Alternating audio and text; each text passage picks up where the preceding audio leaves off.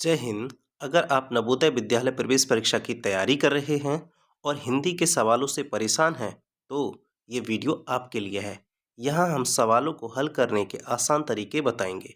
Video को अंत तक देखें, लाइक करें और अगर पहली बार आए हैं तो चैनल को सब्सक्राइब करें और कमेंट करके हमको बताएं कि ये वीडियो आप किस राज्य से देख रहे हैं। मैं हूँ कांता प्रसाद और आप देख रहे हैं KPN+। चलिए फिर शुरू करते हैं।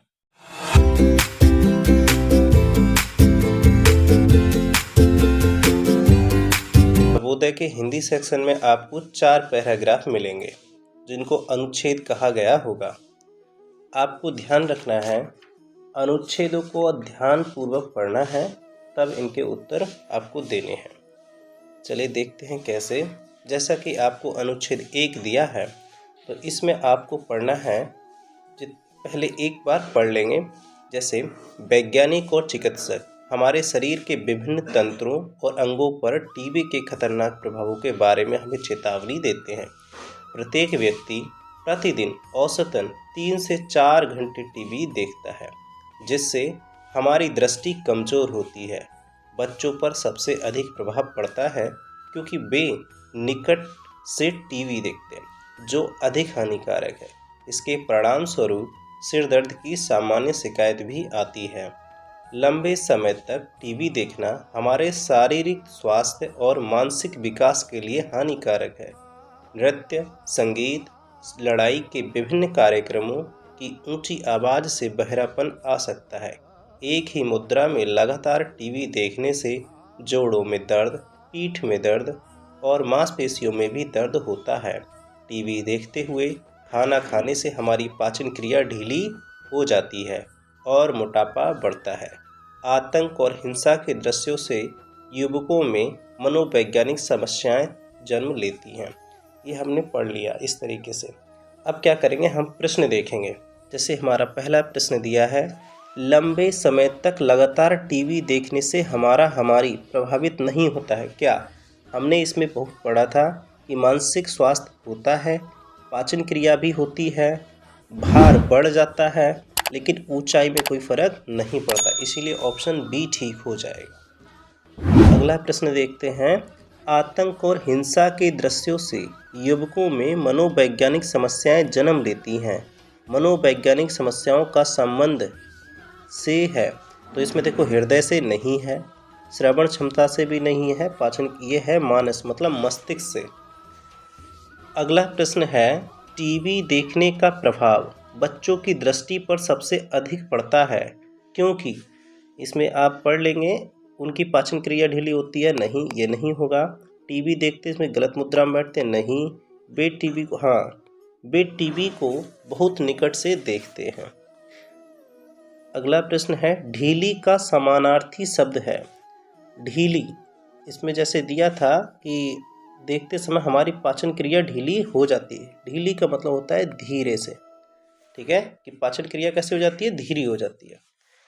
अगला प्रश्न है, अनुच्छेद में प्रयुक्त हानिकारक शब्द का विलोम क्या है? विलोम का मतलब होता है उल्टा, जैसे आगे का पीछे, रात का दिन, इस तरीके से। तो ये हानिकारक है, तो हमारा क्या हो जाएगा, लाभदायक या उपयोगी। हमारा ऑप्शन सी ठीक हो जाएगा।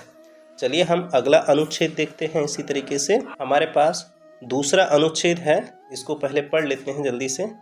कृतज्ञता ज्ञापन एक महान सद्गुण है जो प्रत्येक मनुष्य में होना चाहिए।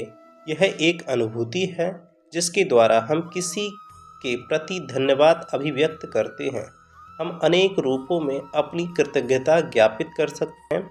हम अपने विचारों, शब्दों और कार्यों में कृतज्ञ हो सकते हैं। जब हम धन्यवाद कहते हैं, उसका अर्थ होता है हम कृतज्ञ हैं। हमें उन सबके प्रति कृतज्ञ होना चाहिए जो हमारे लिए सहायक हैं। हमें ईश्वर के प्रति कृतज्ञ होना चाहिए क्योंकि उसने हमें अनेक अच्छी वस्तुएं प्रदान की हैं। हमें उसे अपने हृदय के अंतरम से धन्यवाद देना चाहिए। अब इसके प्रश्न उत्तरों को देखते हैं।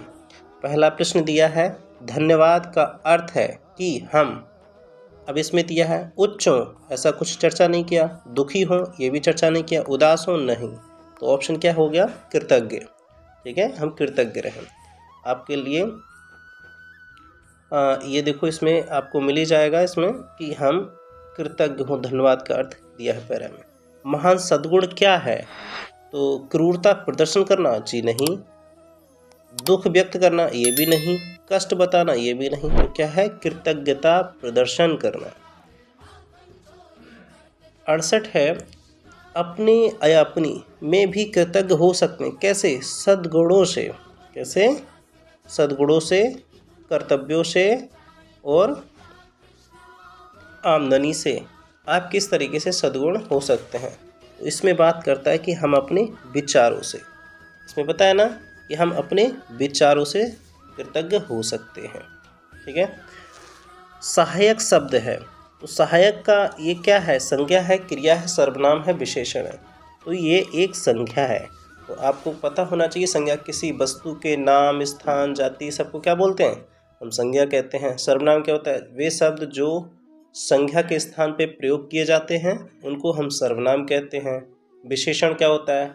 वे शब्द जो संज्ञा या सर्वनाम की विशेषता बताते हैं वो हमें क्या कहते हैं? उनको विशेषण कहते हैं। और क्रिया, क्रिया उन शब्दों को कहते हैं जो किसी बात का होना इनसे कन्फर्म हो जाए कि कोई कार्य हुआ या नहीं। इसी तरीके से अब देखेंगे 70वां प्रश्न। इसमें कहा सद्गुण का अर्थ है। तो सद्गुण एक क्या है? गुण है, अच्छा गुण है। ठीक है, सद्गुण मतलब अच्छा गुण। तो है क्या? वो एक गुण है। इस तरीके से हमने ये कंप्लीट किया। चलिए हम अगला देखते हैं। अगले अनुच्छेद है तीसरा, विनम्रता एक महान सद्गुण है। इसका अभिप्राय है विनम्र, कोमल और सुशील होना। यह घमंडी होने के उलट है।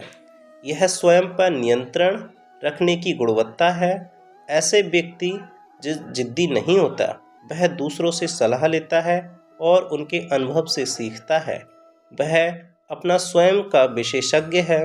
वह आसानी से नाराज नहीं होता। एक विनम्र व्यक्ति अपनी गलतियां और कमियों को मुस्कान के साथ स्वीकार करता है, क्योंकि वह आत्मकेंद्रित नहीं है, इसीलिए वह विचारवान है। ये हमने अब पढ़ लिया है। अब हम इसके प्रश्न करते हैं। तो विनम्रता एक महान है, क्या है? तो इसमें कहा जैसे यहाँ सद्गुण, सद्गुण मतलब अच्छा गुण, ये क्या है? एक गुण है। विनम्रता का अभिप्राय है, तो विनम्रता क्या है? ये क्या है? इसमें कहा है विनम्र, ये इसका मतलब ये सविनय। ठीक है, अक्कड़ नहीं हो सकता, क्रूर नहीं हो सकता, दयाहीन नहीं, ये नहीं।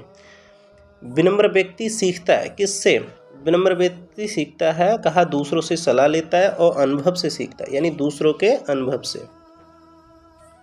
घमंडी किसका पर्यायवाची है? घमंडी का मतलब होता है अक्कड़, अकड़ू। ठीक है। ये जिद्दी का विलोम मतलब उल्टा, तो जिद्दी जो होगा वो उसका हो जाएगा सहमत। क्या हो जाएगा? सहमत। इस तरीके से हमने ये बनाए हैं। आप भी इनको बनाने का प्रयास कीजिए। पहले क्या करेंगे, कैसे बना सकते हैं? वीडियो को पॉज करेंगे, ठीक है, वीडियो को रोक के मेरे से पहले उनको लगाने का प्रयास करेंगे और उनको कमेंट में लिखेंगे। देन उसके बाद वीडियो को शुरू करेंगे और मेरे उत्तरों से उनका मिलान करेंगे। आप इस तरीके से मेरे साथ इसकी प्रैक्टिस कर सकते हैं। चलिए अगला देखते हैं, चौथा। तो हम इसको पहले पढ़ लेते हैं। आपने महान पर्यावरणवादी और सामाजिक कार्यकर्ता सुंदरलाल बहुगुणा के बारे में अवश्य सुना होगा। उनका जन्म उत्तराखंड के एक छोटे से गांव में हुआ था।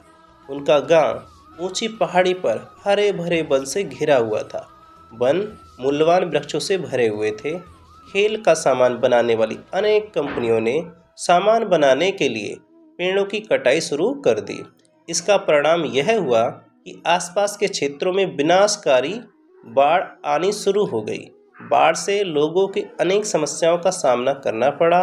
उन्हें अपने जीवन में वनों का महत्व समझ में आया। तो अब हम इसके प्रश्नों को लगाते हैं। यहाँ पर आप क्या कर सकते हैं, वीडियो को यहाँ पॉज कर लें और अपने से इसके लगाने का प्रयास करें। चलिए मैं अब इनके प्रश्नों को सॉल्व करते हैं। सुंदरलाल बहुगुणा एक महान थे, तो इसमें यही दिया है कि वो पर्यावरणवादी और सामाजिक कार्यकर्ता थे, तो इसमें हम लगाते हैं पर्यावरणवादी। उनका गांव घिरा हुआ था गहरे वनों से, नहीं भूरे वनों से, नहीं सूखे वनों से, जी नहीं, लिखा था हरे भरे वनों से। अगला प्रश्न है, वनों की कटाई के परिणाम स्वरूप आने लगी, क्या आने लगी? विनाशकारी बाढ़। सुंदरलाल बहुगुणा संज्ञा है, कैसी है? अभी बताए थे, किसी व्यक्ति के नाम या इस सब को जितने भी नाम हैं, ठीक है, वो के सारे व्यक्तिवाचक संज्ञा होती है। कौन सी संज्ञा होती है? व्यक्तिवाचक। जातिवाचक क्या होती है? जो समूह को प्रदर्शित कर दे। जैसे हमने कहा लड़का, तो हम एक लड़के की बात नहीं कर रहे हैं, लड़का बहुत सारा है। जैसे लड़की, बहुत सारी लड़कियां। गाय मतलब बहुत सारी गाय हैं। गाय जितनी भी गाय होती हैं हम सब के बारे में चर्चा कर रहे हैं, किसी एक के लिए नहीं। अगर किसी एक उसमें से किसी एक को नाम रख दें, हमारे जैसे किसी ने अपने, जैसे कुत्ता है, सारे कुत्तों को तो हो गया। अब किसी ने अपने कुत्ते का नाम रख दिया भाई टाइगर, ठीक है, तो अब जो टाइगर उसका जो नाम हो गया कुत्ते का, वो हमारा हो गया व्यक्तिवाचक संज्ञा, ठीक है। समूहवाचक क्या होता है? जब हम ग्रुप में किसी को कहते हैं, जैसे सेना, तो सेना कई सैनिकों का एक ग्रुप होता है, वो समूहवाचक संज्ञा। भाववाचक संज्ञा में क्या आएगा? जैसे हंसना, रोना, जितने भी भाव हैं, गुस्सा, ये सब क्या है? हमारे भाववाचक संज्ञा है, ठीक है। अगला हम प्रश्न देखते हैं। मूल्यवान का पर्यायवाची है। मूल्यवान का मतलब होता है कि ऐसी वस्तु जो अनमोल है, ठीक है। तो ये तीनों ऑप्शन नहीं होंगे, चौथा ऑप्शन हमारा ये क्लियर हो जाएगा। इस तरीके से ये हमने इसका टॉपिक कंप्लीट किया। और आपके जो पेपर है उसमें 80 प्रश्न होंगे, जैसा कि हम चर्चा किए थे। आपके शुरू के 40 प्रश्न रीजनिंग के, उसके बाद 20 प्रश्न आपके मैथ के, और अंतिम 20 प्रश्न आपके हिंदी के होंगे, ठीक है। तो यहीं पर ये वीडियो समाप्त होता है। कैसा लगा ये वीडियो हमको कमेंट करके ज़रूर बताइए। मिलते हैं अगले वीडियो में, तब तक के लिए जय हिंद।